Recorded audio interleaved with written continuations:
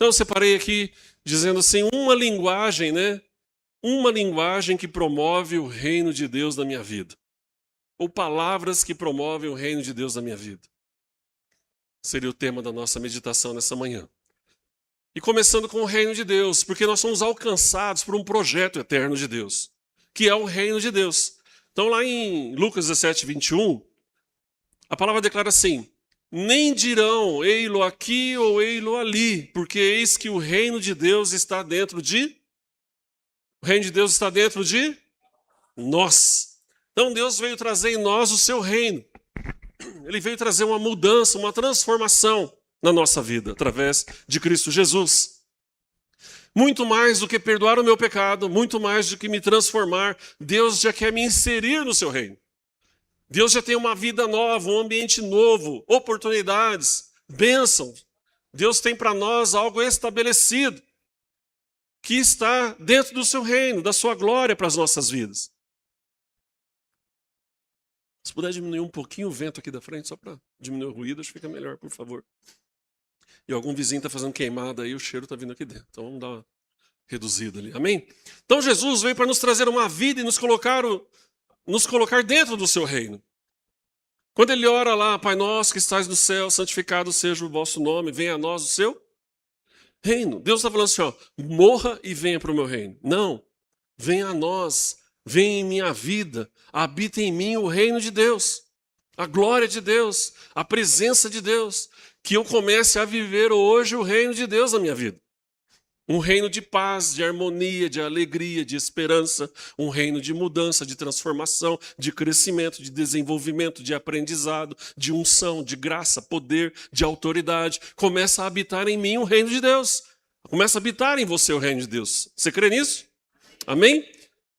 Em 1 João, capítulo 1, versos 5, 6 e 7, o apóstolo João escreve nessa primeira epístola, lá no final, antes do Apocalipse, você vai achar na sua Bíblia, ele diz assim, verso 5, 1 João, capítulo 1, e esta é a mensagem que dele ouvimos e vamos anunciando, que Deus é luz, e não há nele trevas nenhuma. Se dissermos que temos comunhão com ele e andarmos em trevas, mentimos e não praticamos a verdade. Mas se andarmos na luz como ele na luz está, temos comunhão uns com os outros. E o sangue de Jesus Cristo, seu Filho, nos purifica, nos redime de todo o pecado. Amém? Então se andarmos na luz como na luz ele está. Cristo é a luz. João 1, ele diz assim, ó, o verbo se fez carne, o verbo habitou entre nós, o verbo era Deus, ele estava lá na fundação do mundo. Então Jesus é o verbo, já estava lá. E você vai ver que no primeiro dia, no segundo dia, no terceiro dia, havia claridade. Mas no quarto dia Deus cria o sol e a lua. Como que havia luz naquele momento se o sol ainda não havia criado? Porque a luz, Cristo, o Senhor Jesus, estava lá, o verbo que se fez carne, o verbo Jesus Cristo já estava iluminando a criação. E essa luz nos ilumina, essa luz estabelece em nós a glória de Deus. Então, antes mesmo do sol brilhar, antes mesmo da lua brilhar, Jesus já estava brilhando em nossas vidas. A luz dele já resplandecia, a sua glória já resplandecia e continua brilhando e resplandecendo em nós. Você crê nisso? E nós andamos nessa luz e o seu sangue nos remove todo o pecado. Aí nós temos que voltar lá para Levítico, quando Deus estabelece o valor do sangue. O sangue que era derramado na oferta, era colocado no propiciatório da Arca da Aliança, o fogo descia do céu e consumia aquele sangue em favor de todos os pecados. Né? E na compra de uma terra tinha que ter um fiador, e quando passava 50 anos, se você não tinha dinheiro para permanecer com a terra, você tinha que ter um parente que tinha dinheiro para comprar a terra. Se não tivesse um parente que tinha dinheiro para redimir a sua terra, você perdia a sua possessão. Jesus é o sangue que comprou esse selo. Então o escrito de dívida foi pago por Cristo Jesus através do seu sangue. Então ele nos redimiu, ele nos comprou, todo o escrito de dívida foi rasgado, tudo aquilo que nos condenava, tudo aquilo que nos afastava de Deus não existe mais, porque o sangue precioso de Jesus foi derramado. Então eu tenho uma luz que brilha na minha vida, em que remove todas as trevas. As trevas, ele literalmente são as sombras. Não tem nem sombra entre nós. Porque ele brilha em todo momento, em todo lugar. E ele estabelece em nós essa presença santa. Então, a luz de Jesus brilha em nós, e quando nós andamos na luz, há uma comunhão com quem está na luz. Por isso, quando você tenta andar com alguém que não é convertido, ou com um crente que está dentro da igreja desviado, mas ele acha que ele é crente, você vê que ele está sempre te puxando para trás, porque ele não tem comunhão com a luz. Ele não tem a mesma visão, a mesma percepção de fé com você. Ele não entende o seu pastor como você. Por quê? Porque ele está num momento ou de rebeldia, ou de dureza de coração, ou ele está desviado dentro da igreja, ou ele está rebelde. Ele não está querendo que nada aconteça na vida dele. Só que ele começa a contaminar, porque há uma sombra, há uma trevas, há algo obscuro na vida dele, impedindo que a luz do Senhor se manifeste. E ele não tem prazer que isso aconteça na sua vida. Mas a partir do momento que você está com a luz, que não há trevas, que o sangue de Jesus te redimiu, que você anda com gente que está assim, no mesmo fervor, no mesmo clamor, na mesma luz, você vai avançando nos seus desafios de fé, porque você quer avançar como o outro. E Deus quer ver você avançando, o reino dele seja sendo manifestado na sua vida, amém? Lá em Apocalipse 21, 18, 26, lá no final da Bíblia, facinho, hein? Quase no fim mesmo, capítulo 21. Um dia a Vitória vai ensinar a música dos livros da Bíblia para a gente decorar aqui. Apocalipse 21, verso 18 ao 26. Olha que tremendo que é a luz do Senhor. Diz assim: e a construção do seu muro era de jaspe e a cidade de ouro puro, semelhante a vidro puro. Como que a jaspe e o ouro, você tem ouro aí, tem uma aliança, você consegue enxergar entre o ouro? João está dizendo que ele está olhando e ele enxerga através do ouro e da jaspe. Porque é uma luz do Senhor no céu. Ao mesmo tempo que ele está vendo o ouro, mas ele está olhando e está transpassando. Sabe quando você olha o Superman olhando as paredes assim, enxergando tudo? João está tendo essa visão no céu. Porque a luz do Senhor transpassa. Verso 19. E os fundamentos do muro da cidade estavam adornados de toda a pedra preciosa. O primeiro fundamento era jaspe, o segundo era safira, o terceiro calcedônia, o quarto esmeralda, o quinto sardônica, o sexto sárdio, o sétimo crisólito, o oitavo berílio, o nono topázio, o décimo crisopraso, o unidécimo jacinto, o duodécimo ametista, e as 12 portas eram pérolas. Cada uma das portas era de uma pérola, e a praça da cidade de ouro puro, como vidro transparente. Não tem pedra, não tem metal, não tem preciosidade, não tem rochedo, não tem o que resista à luz de Jesus. João está enxergando tudo, mas ele está falando que está tudo transparente no céu. Eu olho o jaspe, mas está transparente. Eu olho o ouro, está transparente. Eu olho as portas de pérola, mas está transparente. Eu vejo através disso. Por quê? Porque no céu há uma luz brilhando. Amém? Verso 22. E nela eu vi o templo, porque o seu templo é o Senhor Deus Todo-Poderoso e o... Quem que é o Cordeiro? Jesus. Oh, glória a Deus. E a cidade não necessita de sol. Nem de, pois, para que nela resplandeça, porque a glória de Deus tem iluminado e o Cordeiro é a sua lâmpada. Como na criação, lá em Gênesis 1, 2, nós vemos em Apocalipse a luz do Senhor brilhando. E João olhando, falando, uma luz, lá não precisa sol, não precisa lua, lá está claro, transparente, o ouro eu enxergo pelo ouro, eu olho na jaspe, eu enxergo pela jaspe, eu olho nas portas de pérola, eu vejo a transparência, uma coisa que eu nunca vi na minha vida, parece vidro. Verso 24, e as nações dos salvos andarão e a sua luz. Quem são os salvos em Senhor Jesus aqui? Nós andamos a sua, você anda nessa luz, meu irmão, sua vida é transparente para Deus. E os reis da terra trarão para ela a sua glória e honra. E as suas portas não se fecharão de dia, porque ali não haverá noite. E a ela trarão a glória e a honra das nações. Amém? As portas do céu não fecham, porque se você diz assim, ó, nós aqui meio-dia e meio fechamos as portas, certo?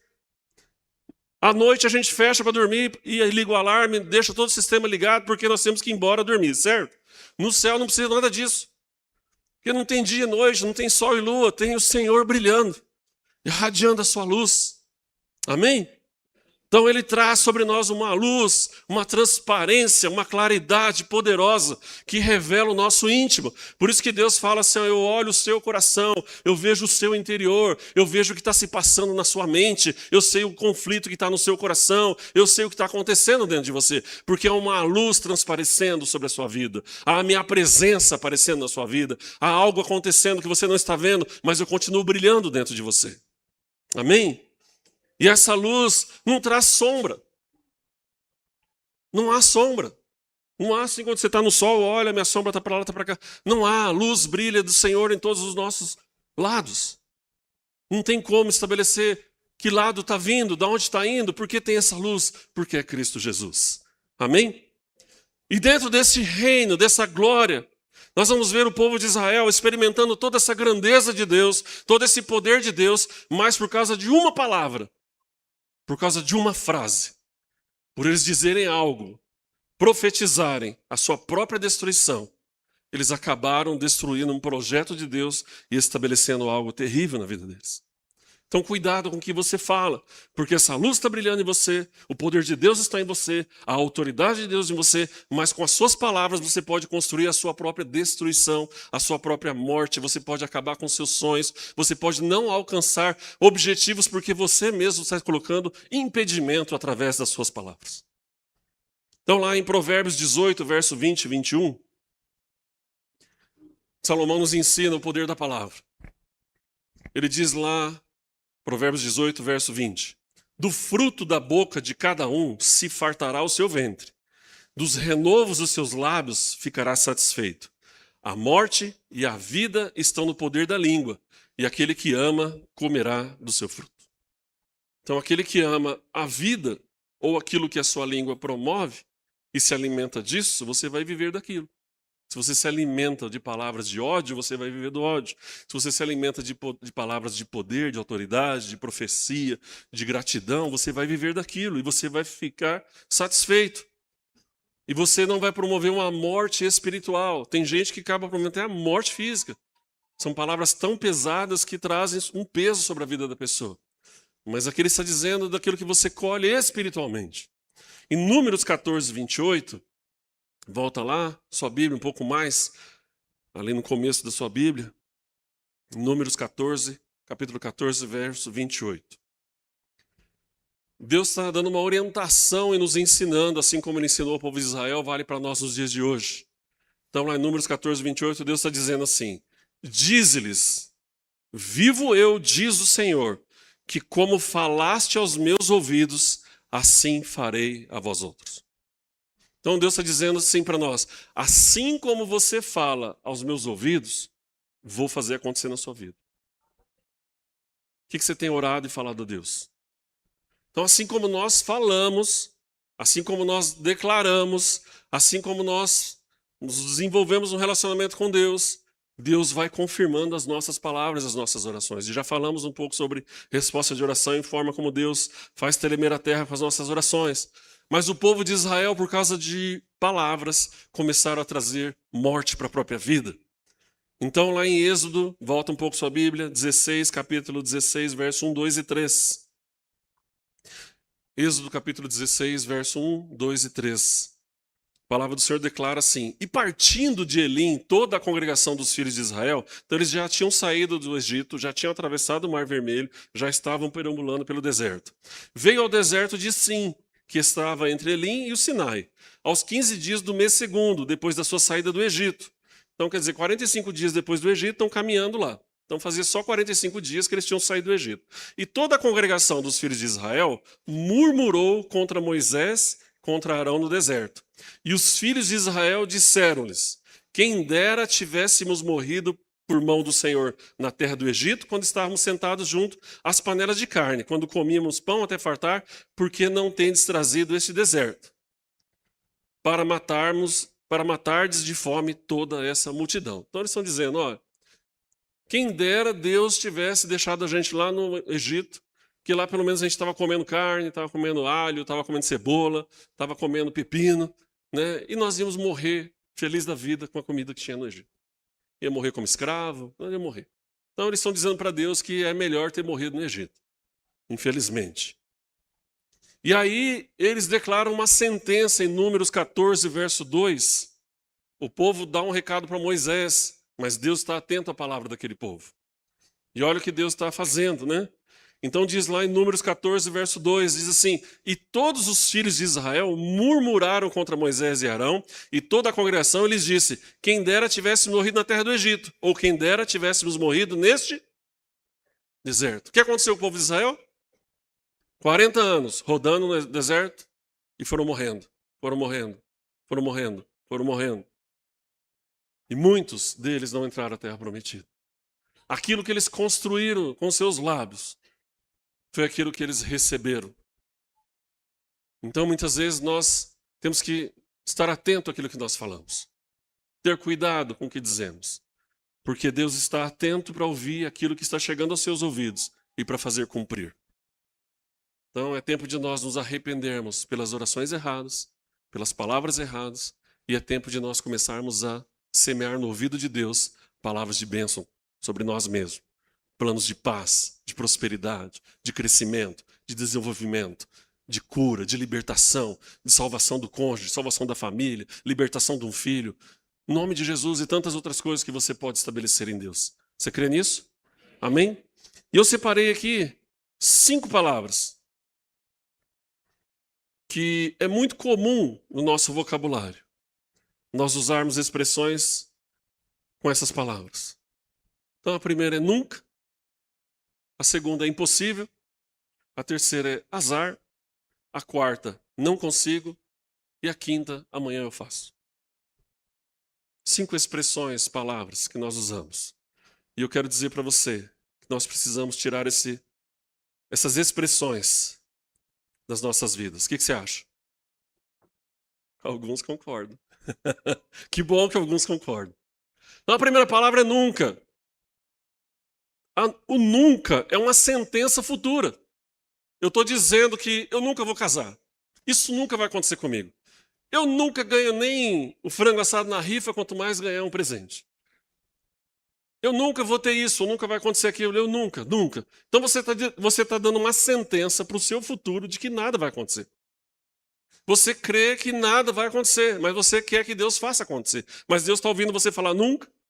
Deus está chegando aos ouvidos dele que nunca vou ter um carro, nunca vou ter uma casa, nunca vou sair dessa dívida, nunca vou prosperar, nunca vou casar, eu nunca vou ter filho, eu nunca vou ter uma filha, eu nunca vou chegar, eu nunca vou viajar, eu nunca vou sair, eu nunca vou para a praia, eu nunca vou para isso, nunca vou para aquilo, nunca, nunca, nunca, nunca vou ter sucesso. Está sendo registrado. Provérbios 18, 21 diz lá, nós lemos já, né, que a morte e a vida estão no poder da língua, e aquele que ama comerá o seu fruto. Então nós temos que tomar cuidado para não estarmos nos alimentando de nunca, nunca, nunca para nada. O nunca é muito perigoso, porque você está jogando no seu futuro impedimento. Você está dizendo, eu não acredito, que nunca vai acontecer, nunca vai ser, nunca pode ser. Então a gente tem que trabalhar isso na nossa vida. Mudar esse conceito. Porque com Deus é hoje, é agora. Está resplandecendo a sua luz na minha vida. O seu sangue já foi aspergido sobre mim. Eu estou purificado de todo pecado. O nunca não faz parte mais do meu vocabulário. Porque agora aquele que age agora, aquele que faz acontecer, aquele que faz o impossível, aquele que traz à existência o que não existe, habita em mim. Agora a impossibilidade se torna possibilidade. O Deus que cura está habitando em mim. Então, há uma enfermidade, eu vou ser curado.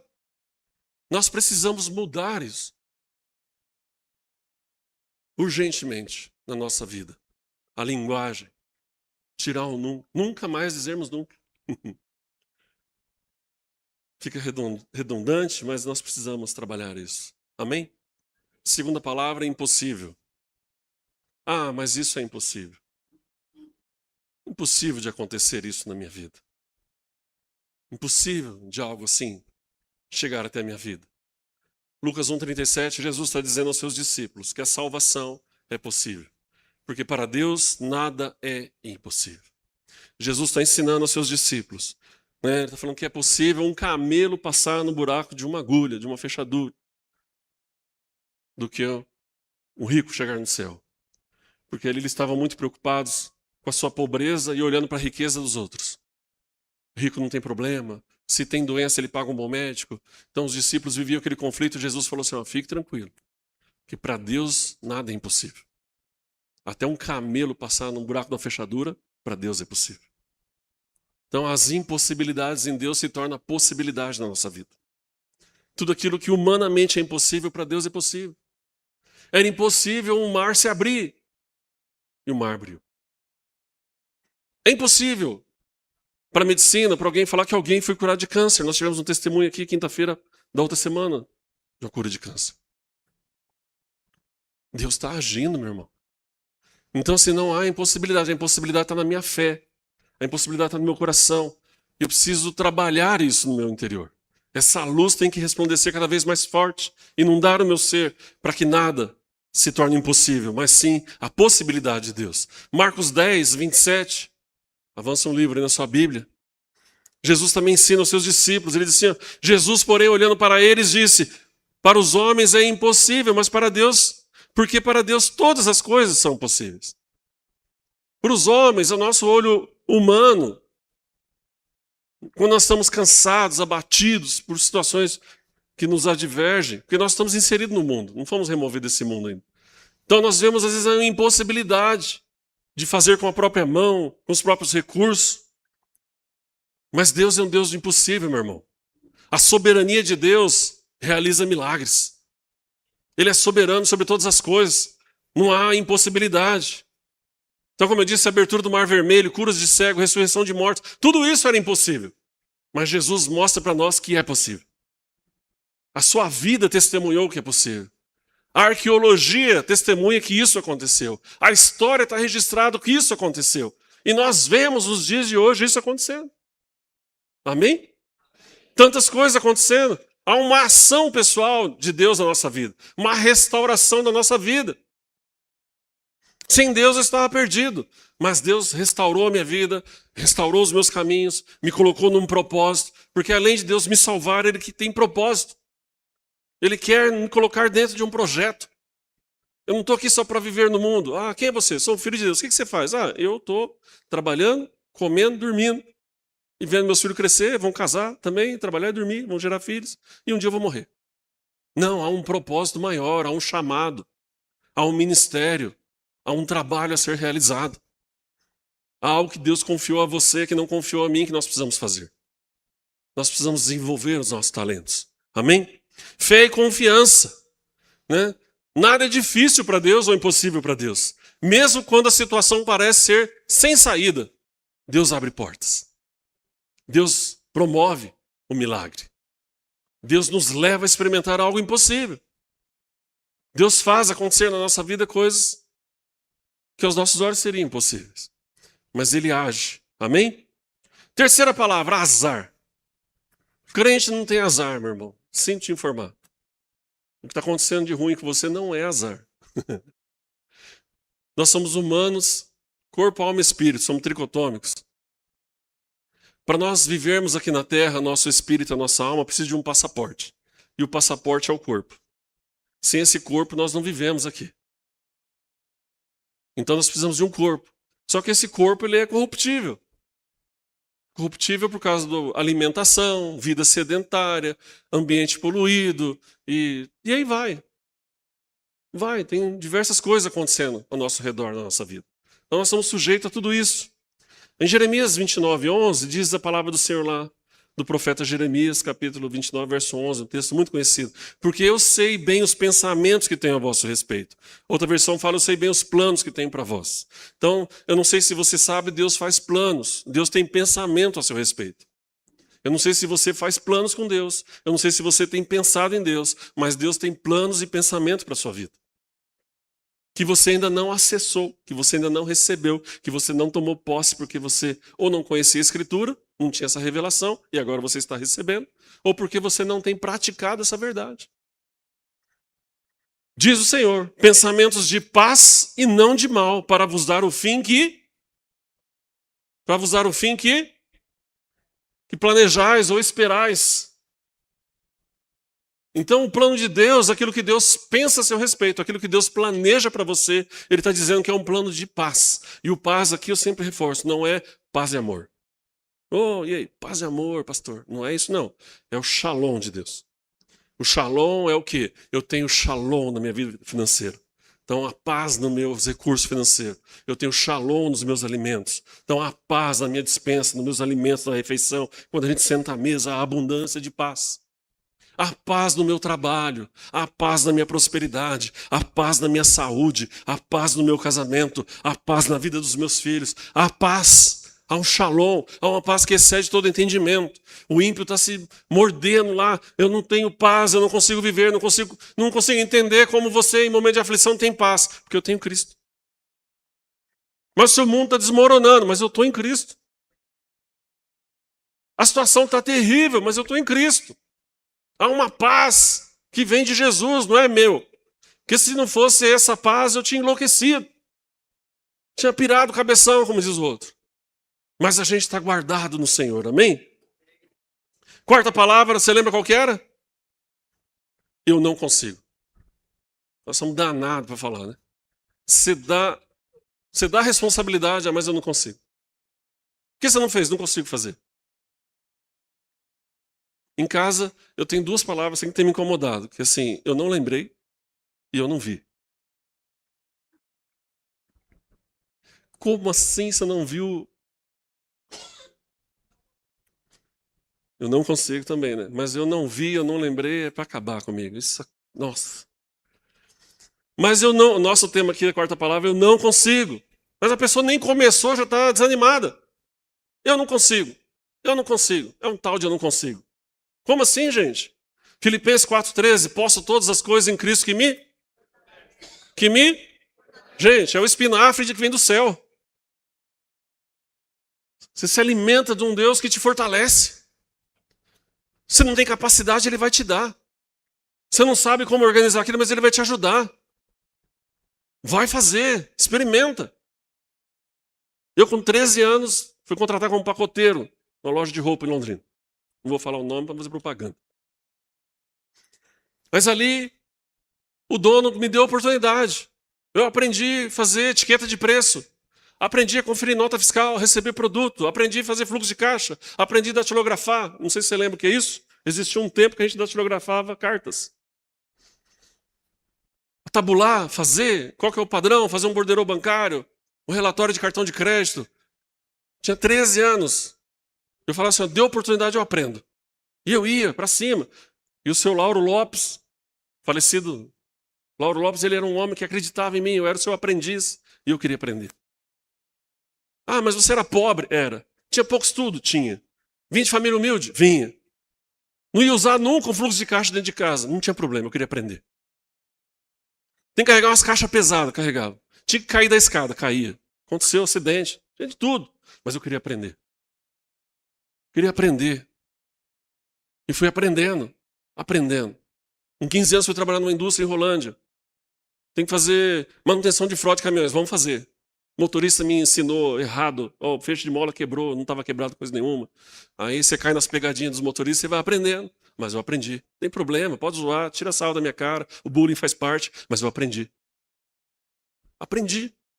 Manutenção de máquina, o que é isso? Tem umas máquinas lá que faz pente, que pressiona, vem lá, vamos. Tem que pôr corante, não pôr o propileno, sabia? Não sabia, vou aprendendo. Todo o processo de produção com plástico, todo o processo de logística, manutenção de frota, né? Logística de entrega, eu queria aprender. E minha mãe ensinava lá o texto de Tiago, né? Se alguém tem falta de sabedoria, peça a Deus que Ele dá deliberadamente. Você vai aprender, Deus tem sabedoria para você, Deus tem inteligência para te dar. E eu tinha força de vontade, eu ia. E vou até hoje. Deu oportunidade, eu aprendo. Estou aprendendo até hoje. Então nós precisamos olhar, né? Não consigo, e essa geração está não consigo, não sei, não me ensinaram, não posso, não quero, não vi. A gente precisa parar com isso.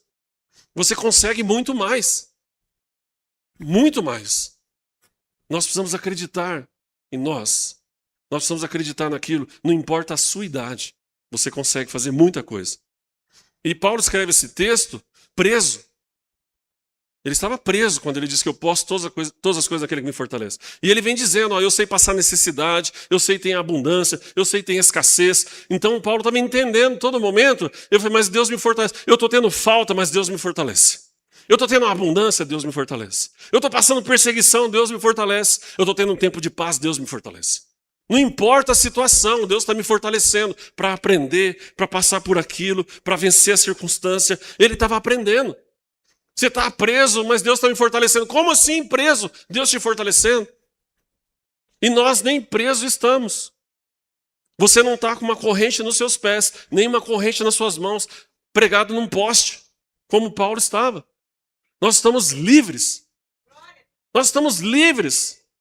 Livres literalmente, fisicamente e espiritualmente por Jesus Cristo, nosso Senhor. Livres. Livres, meus irmãos. Você está livre para dizer eu não consigo, você está livre para falar é comigo mesmo. É eu que consigo. É eu que vou pegar minha pedra, ó, tum. Teleguiada na testa do gigante, como Davi. Não há impossibilidade com Deus. Nós precisamos romper esses limites, abrir o nosso entendimento. Entender que as nossas fraquezas são fraquezas, mas Deus nos fortalece. A fraqueza humana não se compara ao poder de Deus. E Deus quer te levar a algo muito maior. Eclesiastes 9:2. Eclesiastes 9:2, Salomão diz lá, tudo sucede igualmente a todos, o mesmo sucede ao justo e ao ímpio, o bom e ao puro, como ao impuro. Assim ao que sacrifica, como aquele que não sacrifica. Assim ao bom como o pecador, ao que jura, como ao que teme o juramento. Tudo está acontecendo ao mesmo tempo ao nosso redor. Nós estamos inseridos no mundo. Está tendo acidente de trânsito agora, pode ser com você, como pode não ser com você. Nós estamos aqui em paz, graças a Deus. Uns vão comer picanha no almoço, outros vão comer um franguinho assado. Mas tudo está acontecendo de bom na nossa vida. Tem um que vai querer um arrozinho fresco, um feijãozinho fresco, um ovinho frito, e vai estar felizaço da vida. Não é verdade? Mas você vai olhar e falar assim, ó, a coisa boa do meu momento é o arrozinho, o feijão e o ovo. Está todo mundo com fome, né? Brilhou os olhos do povo agora, falando em comida. Assim como aquele que vai comer uma picanha, um churrascão, vai falar, nossa, estou vivendo um tempo de bênção na minha vida. Mas tudo é bênção. Assim como tem gente que não vai ter o que comer hoje. Então, nós não fomos removidos desse mundo. Como eu disse, nosso corpo está aqui. Agora, se você quiser ir embora, a gente já ora aqui para Deus te recolher. Estamos disponíveis aqui para orar. Ninguém quer ir embora, não, né? Embora para o céu, estou falando, tá? Não é embora para casa comer, não. Gente, para de falar, eu não consigo. Mude o seu vocabulário, o meu vocabulário, o nosso vocabulário, Senhor. Para que a gente possa viver algo muito maior. Quinta palavra, amanhã eu faço. Ai, nem vi, mas agora... Então, você viu agora, você vai fazer? Não, depois eu faço. A gente vai empurrando as coisas. Como diziam os antigos, empurra com a barriga. Vai empurrando para frente aquilo que você pode fazer agora. Você deixa de tomar uma decisão importante que vai mudar a sua história em Deus. Às vezes um desafio de fé lançado na igreja. Às vezes uma oração de fé que nós vamos fazer aqui hoje. Ou já fizemos, ou cantamos, ou num momento seu de devocional. Porque você não toma uma atitude. Deus está criando aquele momento, o céu está aberto, e você vai assim, depois eu vou orar. Depois eu vou fazer meu pedido. Mas Deus está falando agora. A transformação é hoje. Mas você vai empurrando. Ou a gente acha que nós estamos selecionando aquilo que eu quero escutar e aquilo que eu quero fazer em Deus. Mas às vezes aquilo que Deus tem para você é maior do que você está pensando. Você nem começou aquilo que Deus está desafiando e você está pensando já em outra coisa. Precisa dar um start. Provérbios 13:12. Provérbios 13:12 assim. A esperança adiada desfalece o coração, mas o desejo atendido é a árvore da vida. Meu irmão, aquilo que você está esperando, Deus está falando agora, ó, faça. Aí você joga para frente. O que acontece? Você mata esse sentimento no coração. Pode ver que hoje, ou tem dia que você acorda, ou você vai dormir e você fala, nossa, eu estou pensando numa ideia aqui, Deus está falando comigo e tal. Chega no outro dia, você não lembra. Você não lembra, ou quando você lembra, não está mais queimando no coração. Você fala, aquilo lá, não sei se era de Deus mesmo, não sei se é aquilo, não é. Esfriou. Por quê? Porque Deus estava falando com você ontem e você deixou de fazer. Aí aquela esperança, aquele calor que surgiu no seu sentimento, no seu íntimo, você deixou matar. Aí seu coração, aquilo não tem vida mais.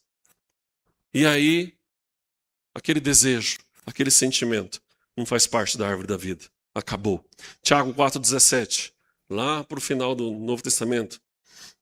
Aquele, pois, que sabe fazer o bem e não faz, comete pecado. Você sabe o que você tem que fazer. Deus está falando com você o que você tem que fazer. E você não faz. Você empina a carroça e fala, não vou fazer. Você quer medir força com Deus. Aí o que acontece? Você traz pecado para a sua vida. E a partir do momento que você traz pecado, você abre brechas, você abre portas, você dá legalidade para que não Deus, mas que outros espíritos venham perturbar a sua vida. Você dá legalidade para que o diabo possa trabalhar naquilo que você não construiu e deu brecha para o pecado. Então nós temos que tomar cuidado. Porque os sentimentos, eles evaporam. A esperança passa. Mas nós precisamos agir o já, parar de empurrar com a barriga.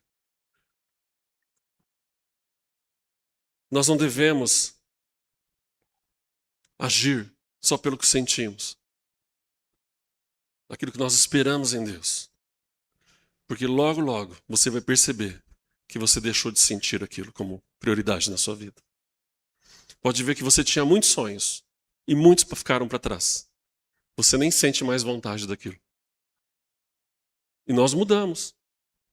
Nós mudamos muito. Eu brincava com a Raquel do irmão Rafael, irmã Rose, né? A gente falava sobre o alimento. A idade dela, arroz, feijão, batata frita e bife, estamos no céu. Hoje eu com 53 anos, um refogadinho de chuchu, abobrinha, né? Uma abóbora cabotiá, né? Tudo é bom. Você começa a descobrir o paladar, o gosto das coisas, a qualidade do alimento. A Raquel está ali, está procurando a Raquel. Não, Raquel, nós falávamos, mas respeitamos. Não estou criticando a Raquel, não. Porque eu também tive a idade da Raquel. Eu também gostava arroz, feijão, bife e batata frita. E, se possível, uma coca gelada. Mas hoje a gente descobre o quê? Hoje você já descobre que o bife evoluiu para um filé parmegiana, batata frita evoluiu para uma gratinada com queijo, né? Aí você viu que também a abobrinha pode refogar, o chuchu também pode refogar, aí você quebra um ovo ali, faz o ovo pochê, você vai dando uma upgrade no paladar, também nos pratos. Mas nós vamos desenvolvendo, da mesma forma, a nossa vida com Deus. O Deus me curou uma dorzinha de cabeça, que eu achava que era pequena, mas os médicos falam que é uma das piores dores que existe, porque incomoda muito o ser humano. Opa, eu venci um dia a dor de cabeça. Agora eu estou com uma febre, Deus também pode me dar cura na febre. Agora eu estou com uma gripe danada, Deus pode restaurar a minha saúde. Agora eu estou vivendo um momento difícil, mas Deus pode me tirar dessa dificuldade.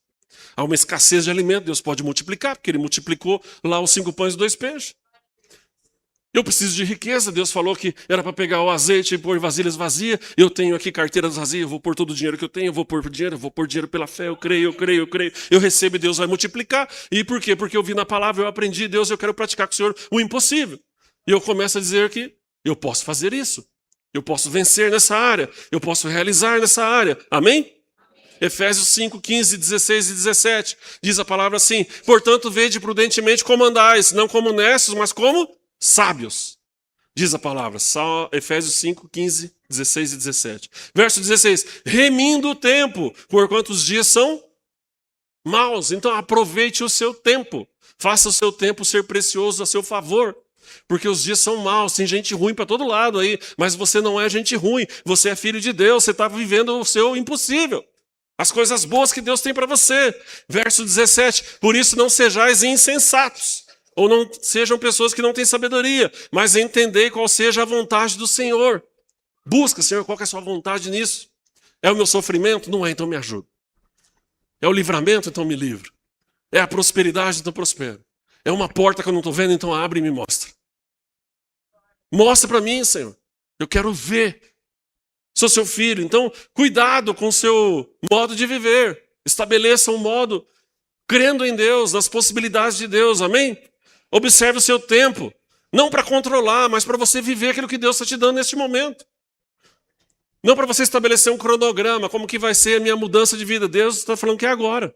Jesus já morreu, o melhor de Deus já aconteceu, Jesus já veio, já transformou nossa vida e agora o reino de Deus está vindo para nós, para que possamos viver, amém? Então nós precisamos aproveitar essas oportunidades, escolhendo e usando a oportunidade certa e boa. Opa, Senhor, abriu mais de uma oportunidade, qual que é a melhor para mim? Me dá discernimento, não deixa eu errar. É as duas, vou abraçar as duas. É uma, vou abraçar uma. E assim nós vamos trabalhando. Né? Não de forma imprudente, mas com sabedoria.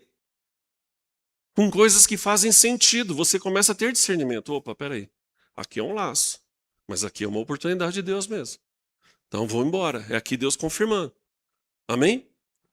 Então, muitas vezes não é nem o fato de conhecer o fato, mas de reconhecer a compreensão que Deus está te dando naquela situação. Cada oportunidade nós devemos usar conforme a vontade do Senhor. Porque tudo aquilo que Deus está fazendo é para a nossa santificação. Deus está levando você a um projeto de santidade, de bênção. O reino dele vem, porque se o reino de Deus vem, automaticamente tudo aquilo que não vem de Deus é removido. E agora eu começo a viver uma santificação. Eu começo a me tornar santo, a uma pureza, e cada vez maior agindo para que eu possa viver essa verdade. Isso vai se tornando real nas nossas vidas e nos nossos corações. Amém? Vamos mudar a nossa linguagem? O que você acha? Vamos usar a nossa boca para profetizar bênção nas nossas vidas? Então nós nunca, vamos dizer nunca mais. Não vamos dizer que isso é impossível, que é azar, que eu não consigo, que amanhã eu faço. Inclusive o azar, eu até acho que eu pulei aqui. Eu gosto muito de uma expressão de um profeta. Cadê o azar? Aqui. O azar, o crente não tem, mas o que o crente tem o que é? Providência e propósito. Você não tem azar, você tem providência de Deus. Você tem uma oportunidade para Deus providenciar algo na sua vida. Deus é um Deus de providência. O céu está lá, como diz a nossa bispa, está tudo represado. As comportas não foram abertas sobre a sua vida. E a hora que abrir, vem chuva de bênção. Vem chuva de bênção. E propósito. Ué, por que que você vai ter aquilo? Deus está te dando aquilo porque tem um propósito. Nós orávamos, tínhamos até desistido. Aí a pastora Marge, Deus trouxe para a vida dela a loja. E desde o princípio, eu tenho uma sala de reunião que eu posso me reunir e fazer live. Eu tenho aqui ambientes que eu posso trazer pessoas aqui. E Deus está começando a usar a loja com um propósito. Então, além da providência, ela não tinha loja. Hoje ela tem a loja. Há um propósito. Lógico, é vender, ter lucro, porque Deus não chamou a gente para prejuízo, nem passar vergonha com endividamento, pobreza e miséria. Então, é um lugar para ter prosperidade, vendas, negócio e abundância, em nome de Jesus. A Z3 Home Collection é a maior loja de vendas de Londrina, em nome de Jesus. O seu negócio é o maior ponto de venda. London Griffith lá é lugar de venda, de prosperidade. Na chefia da cozinha lá, lugar de bênção, não vai voltar alimento, porque compraram tudo. Por quê? Porque a mão do Guilherme está lá. A empresa material elétrica, parte de venda, piso. E assim vai cada um de nós, o banco, não sei, a área de todo mundo aqui dentro, a advocacia, a professora de artes. Sai todo mundo arteiro, calibrado no Senhor. Em nome de Jesus, Deus vai nos usando com um propósito. E Ele vai provendo. Provendo sabedoria, provendo conhecimento, provendo recurso, provendo caminhos, provendo oportunidade, provendo anjos para estar ao seu lado. Deus vai provendo, meu irmão. E você vai vendo que tudo aquilo havia já um propósito estabelecido. Além de você desfrutar, além de você ser vitorioso, de ser uma pessoa abençoada, você vai ver que aquilo tem um propósito que vai alcançar outras pessoas através da sua vida. Amém? Vamos orar? Jeremias 29:11, né? Já lemos. Opa, que eu voltei aqui, perdão. Vamos orar no nome de Jesus, que isso nunca mais faça parte do nosso vocabulário.